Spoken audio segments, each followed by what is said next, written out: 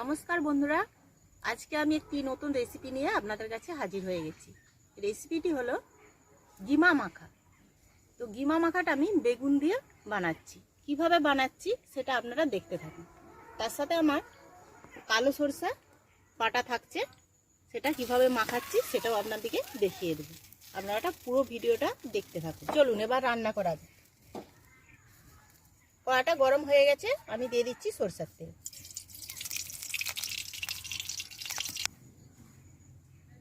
আমি এখানে 4টা কাঁচা লঙ্কা, একটা গোটা পেঁয়াজ কুচানো নিয়েছি আর 4টা রসুন কোয়া নিয়েছি।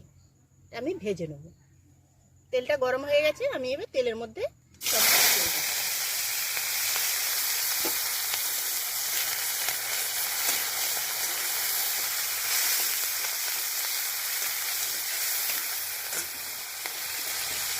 এরপর দিয়ে দিচ্ছি বেগুন। একটা বেগুন কেটে রেখেছিলাম, সেটা দিয়ে দিচ্ছি।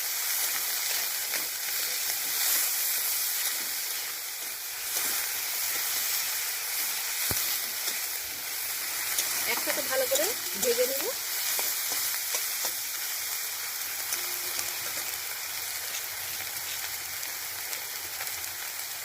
পরিমাণ মতো নুন দিয়ে দিচ্ছি।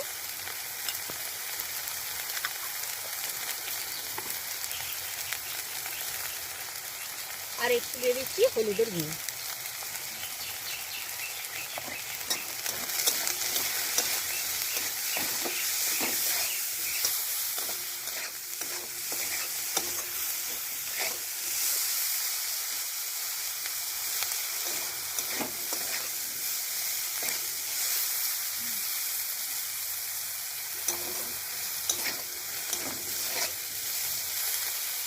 বেগুনটা একটু ভাজা হয়ে গেছে,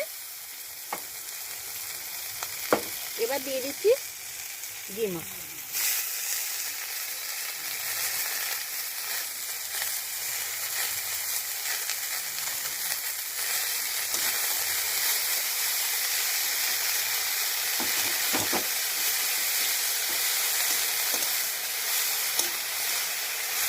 গিমা আর বেগুনে ভালো করে এখানে ভেজে দেবো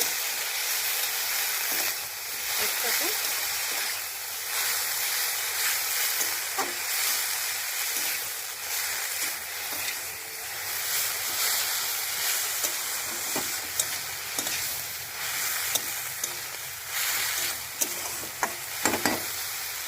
এবার গ্যাসটা কমিয়ে একটু ঢাকা দিয়ে দিচ্ছি।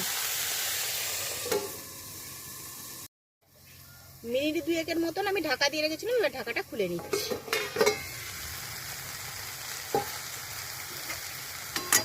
দেখুন আমার ভাজাটা হয়ে গেছে। এবার এটা আমি মেখে নিই। গ্যাসটা বন্ধ করে দিলাম, দিয়ে এবার ঢেলে নিচ্ছি। দিয়ে ঠান্ডা হওয়ার পর আমি এবার এটাকে মেখে নিই।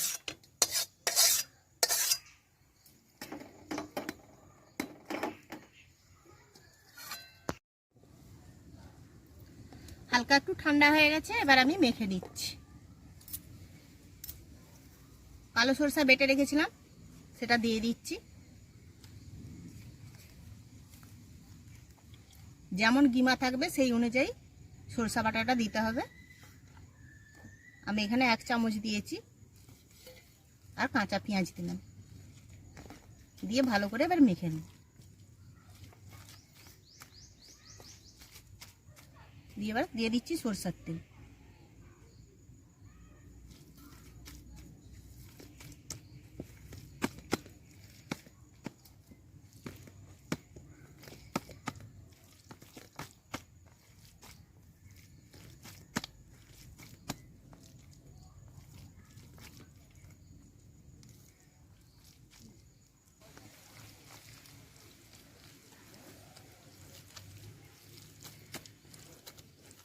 এটা একটু ভালো করে মাখতে হবে।